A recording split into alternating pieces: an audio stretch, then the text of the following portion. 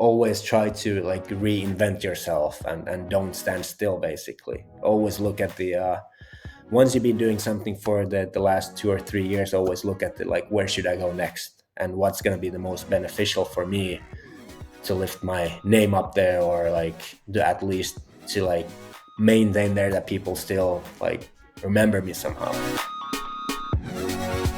Welcome to a new episode of InZoomat. Yes, today's episode is going to be full in English because I have the honor to sit down with the snowboard legend Eero Ettala. Today's subject is going to be all about personal branding. So this episode is perfect for you who want to step up your game, or as a business owner, or just leave a mark on a map. So let's dive into it.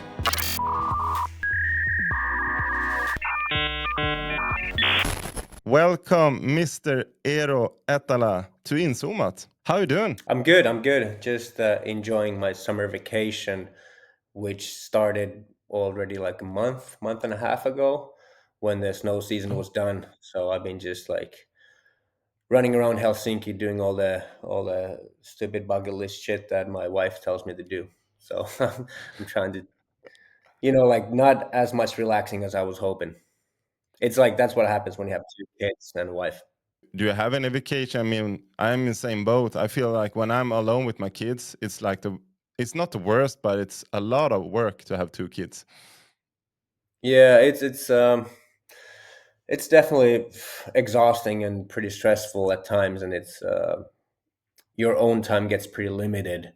But now, like even today, the kids are in the daycare, so it's good that I can jump into this call and do this podcast, and then I'm gonna go play tennis, so I can find some time for myself. But I feel like here and there, like my wife tells me to do, like go shopping or buy something or fix something, so it's like the days get pretty overbooked and divided into pieces, because I would just like to chill and do fun stuff, but that's not possible anymore. No, I feel you 100%. I'm in the same boat. So yeah, but this is not what we're going to talk about today. Today we're going to talk about you. And I mean, for people who are into snowboarding or just living in Sumiland, you're a pretty famous person. I mean, you've been around for snowboard for so many years, right? Yeah, well, I got my first contract with Oakley. I think this was back in 1999, so I've been a pro for the past 25, 26 years, so it's a long time. So I'm sure a lot of people that snowboard or like winter sports might know my name in Finland. And I've done some like TV hosting as well, so you get that mainstream coverage, so some people do recognize me in the streets for sure, but luckily not too many.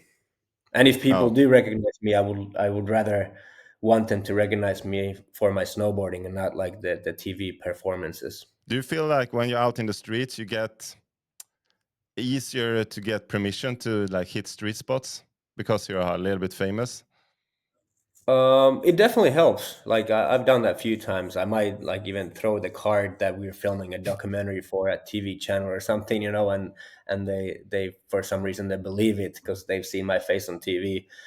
And we used to use it like when Heikki Sorsa was in the Olympics, like back in '02, with the Mohawk, and that was a huge thing in Finland, so we would always tell like the security or cops that we are friends of Heikki, or Heikki would be at the spot with us, and that would usually be the green card to hit stuff, so but it like snowboarding is getting more mainstream in Finland now too, like for the past 20 years, like it's been recognized, so I think a lot of people also are almost kind of stoked to see some street snowboarding, so it's not Mm, looked at as a bad thing really, which is nice. that's awesome.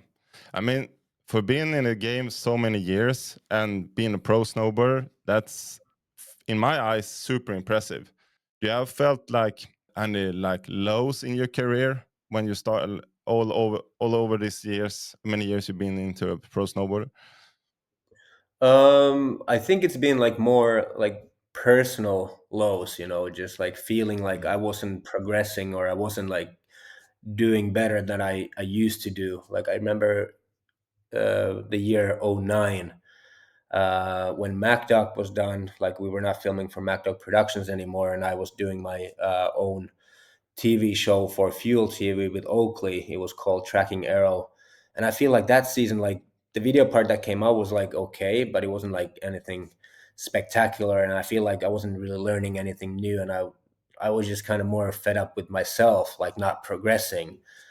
And somehow I got through that season, and ended up being like fairly good. Like we got done with the TV show, and it was received really well.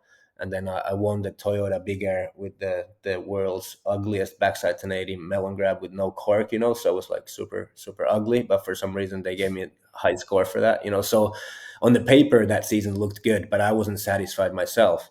But then the next season again, like 2010, was a good one because that's when I won the X Games, and I learned a couple new tricks. That was when like the double corks were coming into the picture, and I learned the backside double 10 and the double backside Ronia 900 and that kind of stuff. So I felt like that I was getting somewhere with my snowboarding, that I wasn't standing still, like I was actually progressing. So I feel like that kind of gave me a new spark again.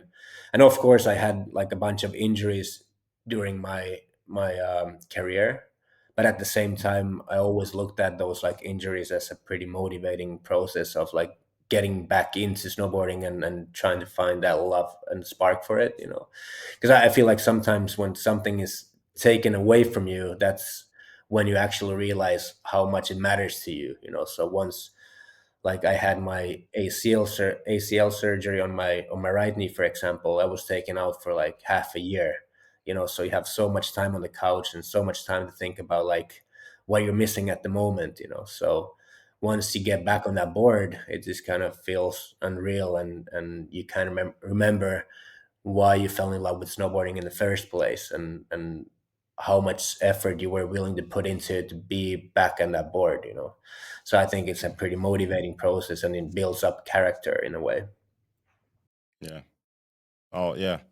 Cool. Cool. So the injuries kept your spark alive, you can say. Yeah, I think in a way, or at least it made me appreciate snowboarding more, and the time on my snowboard even more, because for the longest time I took it for granted. I was kind of like, I'm just going to be snowboarding forever, and I'm always going to be getting paid for snowboarding. Like when you're on your highest point, like you don't see the downfall. But once that happens, you kind of like, all right, fuck, this thing could be over one day. Like I definitely need to value it more, and I need to appreciate the time I get to spend on my board even more than I did in the past. So I think it just like made me look at snowboarding more of a, just I don't know, like a privilege in a way, so that I get to do this, and someone's paying me for it to do it, and it's something that I love the most in life. It's like, why would I give up on the dream? Do you feel that you have a key for your success in your career to stay in the snowboard game so many years and top of the game at the same time? I think the key for me has been like in my head, I always told myself that I was the underdog, like seeing all these people around me, like riding with Heikki Sorsa, for example. Like to me, like he was the best snowboarder at the time, and being able to ride with him and realizing that I wasn't as good as he was. So I always felt like I had to like work harder, and then like put all my heart and soul into it to be on the same level, or like being able to like produce like the best possible like footage or content. So, and being surrounded by the people writing for the MacDoc videos, like you get that extra pressure that was actually feeding me to write better. So I think that really helped me a lot, and to stayed me made me stay in the top. And also I think what I just said in like a couple minutes ago as well, I think what helped me was kind of like I didn't take snowboard for granted. Like I was always scared that one day it was gonna be gone, or like it was gonna be taken away from me. So that made me like appreciate it even more, and wanted me to like hold on to it like even tighter and work harder for it. So I think that was also the motivation. Like I wanted to like just write as good as possible, and be as relatable as possible to people, and I think that was kind of the key, that I always played myself in my head like not being as good as the other guys were. So I just felt like I just need to always like hustle and just ride as hard as possible to like to stay on the top, kind of like fake it till you make it syndrome in a way. which wasn't really true. Like I had some skill as well, but I saw some people around me that way more skilled than me. 100%. I mean, I remember first time I saw a photo of you in, I don't know, you were on a glacier and you did a front board on a rainbow rail on your front foot. This is way, way, Yeah, way back. And I remember, and all my friends and me, like, he doing front board on his front foot. And then the next day in the hill, everyone tried to learn that on the front foot because, back in the days, it was between the bindings, the thing. So yeah. relearn it on your front foot. It was like the new thing. So all my friends do it on the front foot because of you. So you have definitely put some marks and have talents to the Yeah, market that of snowboarding. Yeah, that's funny. It's kind of like, yeah, I thought about that too, because that it just to me that felt more natural to do it that way, and it's like looking back to the times before people were just doing it between the bindings, like that's when you don't really get that same control and the balance on the rail, So I think it feels pretty weird that people used to do it differently, like more of a skateboard style, which is good. Like it looks super nice, but you don't get that. Like it's hard to hit like a really long ass rail between the bindings. It's better to get the pressure on the front foot, so you can kind of balance and like hop out like inside or outside, So it just to me it made more sense, and it's actually pretty funny that people were not doing it that way before that, really. We don't gonna get caught in snowboard nerding talking here, but we jump back to today's subjects, who's personal branding. During all those years as a pro snowboarder, did you feel like one day you're like, oh, I'm more than just a rider, I'm building a brand here? Do you have that thought? I think that happened a little bit later, because before social media, I don't think anyone was really thinking about like personal branding. I think it just like organically happened. When I got my first chance to film for Standard Films White Balance, which came out 2003, it just kind of like the way they put out my video part and edited the video part. I guess it was just the way the filmers and the editors saw me, so they kind of like in the way they built my personal brand, the way they saw me, like I had nothing to do with it. I was just being myself, and I was being recorded, and then the part was edited together with a good song and some funny lifestyles. And I feel like that's kind of like the first stepping stone into like building my personal brand, but someone else started it for me. So I just kind of Mm. kept going with that same brand that was already built. So I feel like the way they saw me, it is me, so I don't feel like I had to fake anything, like when the social media came in the picture, I wasn't like doing something different or weird. I was just being myself. So it kind of made my life a lot easier too. Did you feel like, because you've been also been before and after social media, how do you see your work these days with snowboarding and brands? It definitely has its pros and cons. I mean, it life used to be a lot easier when you only had to film a video part and like don't stress anything else, because then you would start filming a part around December and be done end of April, so you had like 5 or 6 months time to film a part, and like no one would ask you like how you're doing, or if you wouldn't, like inform people about your riding, like they wouldn't, I think you're done snowboarding. But now I feel like Mm. you build up that extra pressure that you have to like inform about yourself all the time, that people still think you're relevant, or think you're still snowboarding and understand that you're still charging in a way. So it kind of like, for example, now because I'm a snowboard athlete, now it's the summertime, I'm always struggling. It's like, what should I post, and like, do people care to see me like skateboarding, or like what kind of stuff should I post in the summertime? Because for me it makes sense to like wait for the winter and post some stuff about like snowboarding tricks, but then in the summer I'm kind of like, fuck, like I'm not that good of a skateboarder. They're like, like, dude, people really want to see me skating, so I'm kind of taking a bit easier with the social media the whole summer. But I'm always struggling with that, because I feel like I would have to do something, but then I just don't feel like doing anything, because like I don't think that people really care. The certain people would care, but then maybe there's some certain people that only want to see snowboarding. But sometimes you get too caught up on like the Instagram likes, like if I post this skateboarding video and it only gets like 1,000 likes, and then I post this like nostalgic like snowboarding piece and it gets like 6,000 likes, it's like, why should I post this skateboard stuff? So you kind of take this like take it a little bit too far. So I think sometimes you would just have to be like, fucking, this is just what I do and this is what I want to film, and I just put it out there and don't really care if people put the heart on it or don't, you know. So I think sometimes you get too caught up on like looking at the reactions, looking at the views, looking at the amount of likes, you know. I think sometimes that's kind of like misleading as well, and it kind of sucks because you start almost like guiding your own, like the way you produce your own content, you produce it by what do you think people want to see you doing, you know. So in the end you're not even like posting the stuff that you would personally want to post, because you're kind of like, why would I post this, because people won't like this, even you would like it yourself. Because it gets to a stage that I really like photos, but when you post a photo on the gram, like people usually don't like photos as much as they would like videos. So that's why I hardly ever post photos. But personally, I would be stoked to like I would like to watch photos.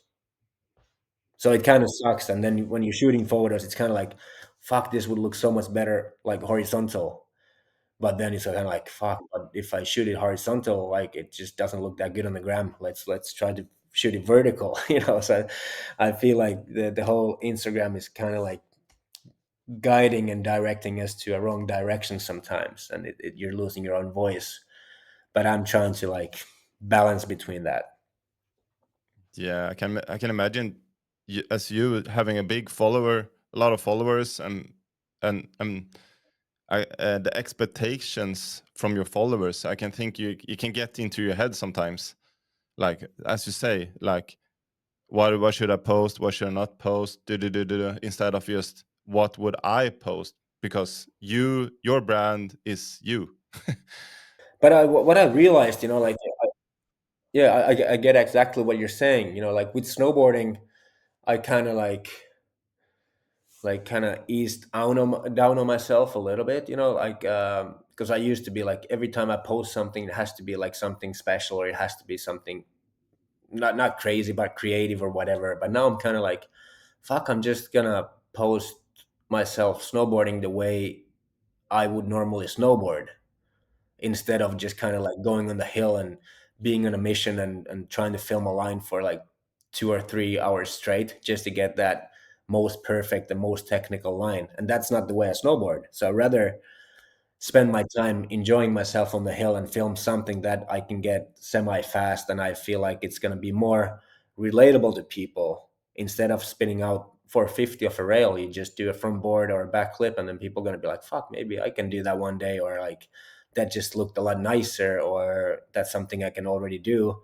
or that's something I can go try next Sunday. I think that's maybe even more important to me nowadays, is to inspire people to go on the hill and look at snowboarding as something that they could be doing as well, instead of like always doing the hardest possible trick, because that's something I don't really enjoy these days either. Like I will do it if we're filming something and I know it's going to be worth it for me to get that one shot, you know. But when I'm actually out there enjoying myself, like I'd rather just film something that feels fun for me to actually do as well.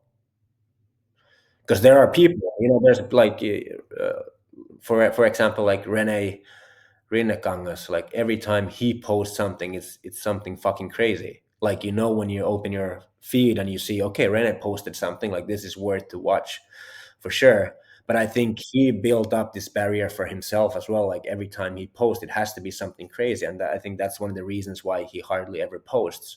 I think he might post like 10 clips a year, you know, or 10 clips a season. When I try to go like, okay, I'm gonna try to post at least something every week, or like twice a week or something, depending on the winter, of course. But I rather just post something like more normal, or more something that I actually do on daily basis, instead of like always like highlighting the crazy shit. I mean, maybe that's relatable for the kids, but I think it's more relatable for the people that are my age, you know, like reaching their 40s or 30s, and they look at it like, fucking, this old dog is still out there enjoying himself and he's doing tricks that look fun, you know. So I think that's more appealing to people that are on that same place, you know, like they realize that they don't fucking have to chase for the next quirk out there that people are going triples and doubles or quads. Like, you don't have to do that. Like, that's not why you started snowboarding in the first place. You started because it was fun and looked fun, and you enjoyed your time on the hill. So it's like I'm kind of trying to bring back that feel to people, I guess. Just like, just go out there and have fun doing it, and hopefully that shows on the clips on my gram as well. Nothing too serious. I mean, it's just a game. It's just so like it's people. I don't. My view of social media that should be social. Like you be should be interacting if you want to. It's not always the best of the best. You can be ups and downs as well. So yeah, just have a good time even there. I mean, it's a Yeah. fun game. It's a fun game. Yeah, no, I think I look at it too. It's the best way, like with social media, it is the easiest and the best way to interact with your fans or the followers. Like, because I'm a huge hockey, like ice hockey fan myself, and like I used to look up to like Wayne Gretzky and Teemu Selänne and like these big hockey players. Like, imagine as a kid being able to like send a letter to one of your like idols and getting a letter back would have been insane. So usually, like, I try my best to answer every fucking message I get on the gram, to like respond to people and interact with people, because I feel like I know exactly how much it would have meant to me as a kid. Like, so being able to like give that same joy to someone hitting me up, like, and seeing the reactions a lot of times, being like, holy shit, you actually answered, like, that's so nice of you, or whatever it is. Like, that definitely feels really nice. So I That's try to be huge. that guy. Like, I try to be there for the people following me and the fans. And if they ask me some stuff about the gear or injuries or whatever, I always try to like help out. But sometimes it gets Yeah. tough when it's like hectic at home to be able to answer all the messages. But I promise to try my best. Yeah, that's big of you. I think a lot of people. I feel when you as it's a social game. It's sometimes when you try to interact with people, some people are like silence and don't respond, and yeah, you be responding. It's so fun, like to get like if you post something like yes, even though like a fire emoji, you always like or something interact that you've been seeing the interaction. Yeah, yeah, So yeah, it's exactly. Yeah. great work. How do you see your brand these days? Like 2025, you have two Mm. kids, you're still snowboarding like a madman. You just dropped a amazing video part. I mean, as you said, you don't think you're doing some crazy shit, but you do, in my eyes. Yeah, your brand 2025. I think it's still the same for sure. I'm getting older, so, and I have kids and stuff, so it like it changes a little bit in a way, in a good way. But also I would like to shift into being this dad that still snowboards, and it's okay to be a dad and snowboard, and it's okay to be a dad and still jumping off roofs and sliding down handrails and doing this kind of stuff. I feel like I want to prove people that it's like it's okay to be a parent and still have this as a job, doing something more extreme than being on an office desk from 9 to 5. And because for the longest, like, not the longest time, but I had some doubts for myself as well, like fucking like how do people look at me from the outside, being like, is this guy really still snowboarding? Like, why the fuck is this guy still snowboarding? And now I kind of overcame that, like that mental barrier that I had, that was it okay to still snowboard and enjoy snowboarding at this level, and doing like, let's say, risky tricks, and like risking myself or my health for doing something like this. And I just kind of overcame it, and fucking said fuck it. Like, if this is something I enjoy, and this is something that's going to keep me young, and this is something I can still call as a job, like, fucking, I'll keep on going as long as I can, as long as I'm motivated, as long as I stay healthy, and as long as it's financially doable, like it for sure it's going to get to a stage that I have to move on and do something else, but at least for now I feel like I'm still riding on a level that I can, like still be stoked on it, like I don't feel bad about posting stuff, or I don't feel bad about putting out a project, because I feel like it's still on a level that people can watch it and enjoy it, so I think that's kind of, I kind of went to a different direction with my talking right now, like if you ask me about the branding of 25, but I feel like I'm trying to keep it kind of the same, like I'm just being myself, but now I have different layers to it too, like I have family, I get two kids, so that's something I want to be incorporating a little bit more into my social media appearance and into my branding and image, I guess, and being like a rad dad, being a father that shreds, so I think that's important as well. If I look at what Grillo used to do, like rest in peace Grillo, but he was doing a fucking great job on like promoting like family shredding, like going out there with your kids and with your wife, and just like enjoying days on the hill. I think that's something I would be into promoting in the future as well, so I think that's also looking at the brands that I work with, like one of the newest brands with Thule, for example. Like Thule is really like family oriented, and I think that's like one of the coolest brands out there. And being able to like work with them and doing stuff with the child carriers, or like roof boxes, or like strollers or something like that, I think that's just like really natural and organic direction into my like branding nowadays, like still having that same lifestyle, still being the same arrow, but like having just new layers to it, that I'm trying to incorporate into the brand. But I think it's just pretty natural to like kind of not trying to hide the family. I think it's better to like bring the family in and being like fucking, it's like, I think that's inspiring to some people as well, like seeing, okay, like it's still doable to like go on like street missions even you have two kids, or it's okay to go on a family vacation somewhere and going skateboarding when the kids are sleeping, or whatever it is, I think that's something I want to showcase. Like you don't have to quit things you enjoy in life just because you became a parent, like it shouldn't limit you from doing stuff you love. I think it's wise of you to think of it like that. To That's inspiring, because it is too inspiring to see uh, people pushing on with the love for sport or activities, and don't blame on the kids. I can't do it because of the kids. Keep it up. And as you said, working with Thule, that's a big, good, how say, collaboration.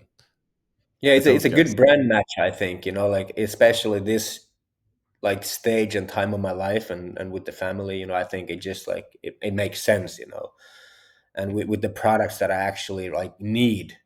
Because I used to be the guy, when I would get a box of snowboards or like box of like fresh goggles, I would be like all over the place. It's so fucking hyped. And now that stuff's kind of like, yeah, whatever, But when I get a new roof box or something that's gonna make my life easier with the kids, like that's when I feel like I'm winning.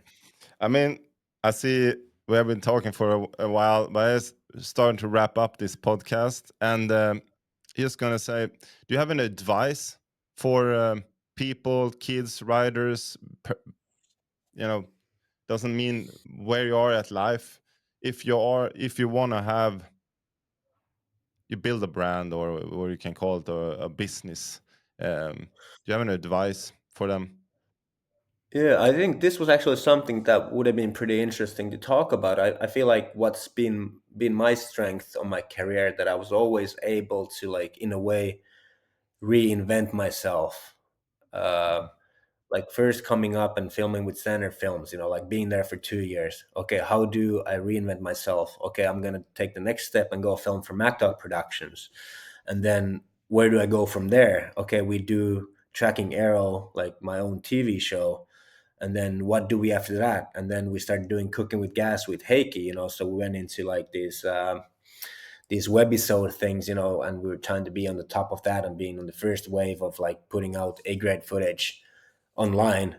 And then when we were done with cooking with gas, I'm like, fuck, what should I do next? All right, let's make Ender, like my own documentary about my career, to kind of like to build up the legacy that I've left behind in snowboarding. You know, like I feel like that was like a self promoting piece. You know, and then when that came out, I was like mentally ready to retire from snowboarding in a way. Like I still loved snowboarding, but I always in my head I figured I wanted to be on the top, you know, and it got to a stage when I felt like it was kind of like hard to one up myself.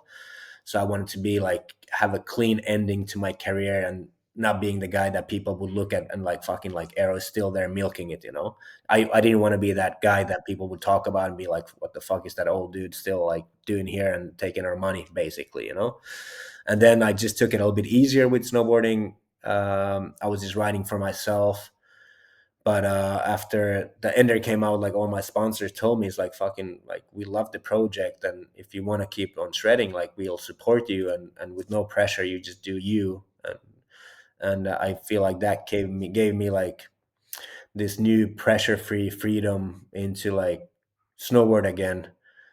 And I always knew like anything I would do it for the right reasons. I would do it for myself, and I would not feel any pressure from the outside. So I that kind of opened up the love for snowboarding in the old fashioned way again. Like, why did I start snowboarding in the first place? And now, once I got to like mentally, once you let go of something and then it's given back to you, I feel like I start appreciating the time on my snowboard a lot more again, you know, if that makes sense.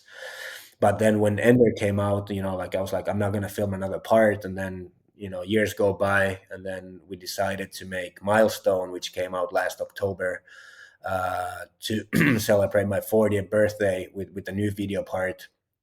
So I just feel like there's always been like this, like different levels of reinventing myself and self branding in a way. You know, like I feel like with this like latest project Milestone, I just kind of like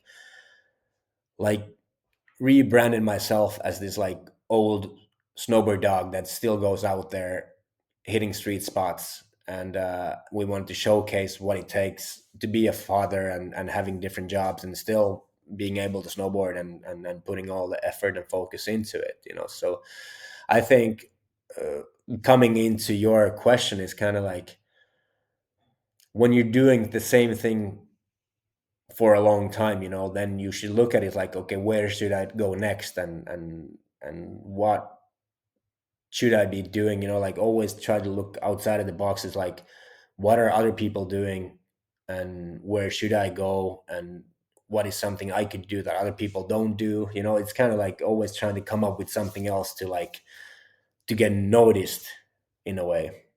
It sounds cheesy, you know, because like I don't really think about it like I'm doing this because I want to like brand myself or I want to get noticed. I'm doing this because like I want to do them, but in a way I see these also like good marketing tools into like my own self branding. You know, like always having this kind of like once in a while you come up with this like a different project that like tells a different story. Instead, like if you think about Milestone, for example, like if we just released a video part, it would be a video part of a guy who's 40 years old. But once you like also release the documentary of showcasing like what does it take for an old guy to film a video part, then I think it inspires people way more, but it also like kind of tells a bigger picture, you know, and people start understanding it's like, all right, like this is what this guy actually goes through into making this part, you know, so it adds value to the part, but it also like builds up my brand, like telling the story of like this guy still goes out there and he's still snowboarding. So I think that's my advice, you know, just like always try to like reinvent yourself and don't stand still, basically always look at the once you've been doing something for the last 2 or 3 years, always look at the like where should I go next and what's going to be the most beneficial for me to lift my name up there, or like to at least to like maintain there that people still like remember me somehow. I think that's important, especially in a sport like snowboarding when there's always like new guys coming up and all that kind of stuff, you know. So it's hard to like keep your head on the surface, you know. But I'm just thinking of you've been in the game, snowboard industry so many years. Do you see any mistakes young riders do nowadays? Like, because I mean, you know how brands works. I feel like. Do you see any like Um, mistakes? Try to avoid mistakes. I think the biggest mistake is kind of like just getting too caught up on like looking at what other people do, you know? Because I think the only way to progress and take your future in your own hands is like taking your snowboarding or whatever it is you're doing is taking it to your own direction, you know? So when you let go from that mentality, like you have to be able to do exact the same things that other people do, I think that's like the first step of going somewhere that people haven't gone yet, you know? So I think in just like competitive snowboarding, for example, like everybody's like, all right, like this guy is spinning that much, you know, so that's what I have to learn. But look at Marcus Cleveland or Rene Rinnakangas, for example, like they might be spinning less, but they might do it off nollie or they might do it like different axes or whatever, you know, like those guys are taking the sport into their own direction instead of following other people. So I think that's really important for people like or for the younger generation to understand into a certain stage. It's of course really important to have like writers that influence you or inspire you and you get inspired by and try to learn the same tricks or with the same style, but it gets to a point when you're good enough, that's when you should be like, all right, like fucking I can do these tricks, but why should I do the same tricks that other people do? Let's go somewhere else and do something that gets me more noticed and gives me the spotlight instead of always following other people. Because I think that was kind of like the case what happened with the double backside rodeo 1080 that I did back in '06 in Mac Dog's Follow Me Around, for example. Like I think that was like the pinnacle or like the peak of my snowboarding career. Like that's when I was feeling the strongest and I felt like I was on top of my game. And for the longest time I was always like doing the same tricks that I would see other people do. But I was like, fucking, I have this idea of a trick that I haven't seen anyone else do. And then we ended up filming it for that movie. And I think that changed my career, you know, like doing that one trick. And then people still talk about that trick, which was like 20 years ago. So it's amazing how this one, in a way, little thing can change everything. Back in the days, that thing wasn't a little thing. It was like fucking mind blown when you saw it. Like, what the fuck? What is happening? What? When you saw it, like you need to check it again and again, again and again. I mean, today to see a double backside rodeo, you're like, oh, cool, scroll. But back in the days, it was not no Instagram, nothing. So it was a huge thing in back then, Yeah. and still And and still is, I don't want to underestimate that trick or what you've done. I mean, that's a huge thing. I dream trick.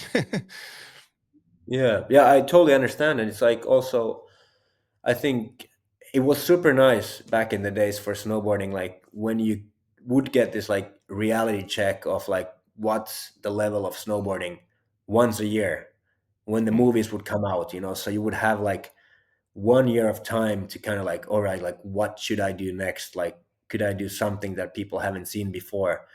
And now with Instagram, it's kind of like when someone posts something and does something crazy, there's going to be fucking 15 kids the next day trying exact the same trick because they're scared they're going to be left behind, you know? yeah. So in the past, you had 1 year of time and people would watch that video and be like, fucking, like, that's sick, you know? Like, I wonder what these guys are going to be doing in a year from now, you know? So it Yeah. gave you like more time to breathe. And now I feel like I'm lucky I'm not competing anymore. Like I physically could not, and I'm too old for that shit, you know? But I think it's like if I was competing, like I would be just like scared to open up my Instagram every day, like seeing if there's a new kid doing something crazy, because I knew that I would be out there the next day trying to learn that same fucking shit, you know? And that would be scary and just I don't know, that would suck. You know, so Imagine I'm you. lucky I got to live through the heydays of snowboarding when like snowboard videos were still huge and people actually paid attention and and it was like snowboarders were treated like superstars, and they still are, but it's different. It's way different nowadays. Yeah. Imagine now to sit on the bus to X Games and, okay, what's the new NBD going down this year? Like, is it you know, some crazy spin, or, the first ever? It feels like almost on X Games now, it's the first ever all the time. First ever. First ever. I can imagine that just not only compete on that crazy level, but in the same time push the sports with new spins or tricks. Yeah, I just try to figure out how it would feel for a rider sit there on the bus out there and then, okay, see what's happening this year. Yeah. it's fa- I mean, I guess it depends on the rider. Like if you're on that level that you're able to take the sport to the next step, then it's probably nice to sit on the bus, be in the front row, yeah, But if you're the yeah, underdog, that's kind of like maybe doesn't have the tricks and he's maybe a little bit older and there's like a bigger risk of getting injured. Maybe it's not that fun anymore. And to me, it no, was like it was fun to compete back in like 2000 to 2010 because I was competing against the riders that I would film with. So we would go to X Games, for example. It would be like Hampus, and it would be fucking Mark Frank Montoya. It would be Eddie Wall, and like all these guys that you knew that mainly were just filming and focusing on filming and not actually training to compete. So like everybody sucked. So it was more about like who would just have the good day. Like there were no people that were consistent. And then it suddenly got to a stage when there were like riders were invited to X Games that maybe just competed, yeah. and they were just so much better than the guys that only filmed. So that's when it just kind of was not that fun anymore, because you had to be like, all right, so if I go film now, I'm not going to be able to compete on the highest level at this contest. So that's when your like mentality has to change a little bit. Like that's when you have to take it more serious. What keeps you motivating snowboarding and working with your brand, if you say so? Um, I think the only motivation is that it's snowboarding is just still so much fun. Like I would not do it like if I didn't enjoy it. Uh, yeah, I think that's the honest answer. Like I'm always like in the summertime, for example, like I'm doing like I love playing tennis. I love going skateboarding, and it's okay to go to the gym or go swimming. Like, but I would not do that stuff if if it wouldn't help me to stay in shape to go snowboarding in a way. And if there was a chance to go snowboarding in summer, I would rather go snowboarding than do anything else. I think it's still just a lot for the sport. Like even this season, like I felt like the season was super shitty back home in Finland, and it was kind of cut short as well. I didn't have as many days on the hill as I would have loved to. So I feel like it just builds up the excitement for the next season. I'm already like excited, like fucking, I can't wait till I get back on my board. So I think that's just a good sign. It's still, I just still like it, and I feel like it's snowboarding is still something.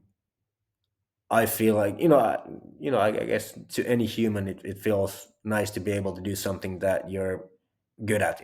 And I still feel like I can snowboard on a good level. I can enjoy it, and I can actually still learn something new. I can progress my snowboarding to different directions. Maybe I should not be jumping like 30-meter like park jumps anymore, but maybe I can do like more playful jips like skate style or whatever. I think there is still room for my snowboarding to like to progress and to like involve in a way. So I think that's also the spark that I have, that I still have something more to give and something more to learn. And I think that's always exciting and rewarding for me and motivating to keep on going when I feel like I still have something to offer. What's up with the next thing for Aero, if you look in the horizon? The horizon. We have some, I wouldn't say smaller scale Red Bull projects lined up, but we have some like more like scripted pieces that we would like to film depending on the snow next season. There's a couple ideas that we have. And last season I was filming with Sami Luhtanen and Antti Jussila a new WOP like a VOP video, which is gonna come out um, this fall. I think maybe November, or I think we're gonna have the Helsinki premiere like end of September, but not sure when it's gonna be released online. So I did film last season too. I have quite a lot of footage in the new video, which I think it's pretty fun. I think that the movie's gonna be like a short and sweet, maybe like a 7-minute clip. Just like me, Sami, and Antti shredding some street stuff. So I'm excited to put that one out too. But still, I'll just keep on doing the same stuff that I keep on doing. Enjoying snowboarding. That's the most important. A good ender word, enjoying snowboarding. I will thank you so much, Eero, for your time, and it was an honor to have you here on InZoomat.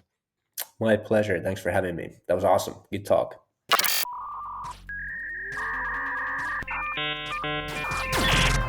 That's it for episode 17 of InZoomat. I hope you guys enjoyed, same as I did, talking to Mr. Eero Ettala. One key thing I will take away from this conversation is the importance that be true to yourself and be you. Because that's the only thing that divides you from everyone else. It's you.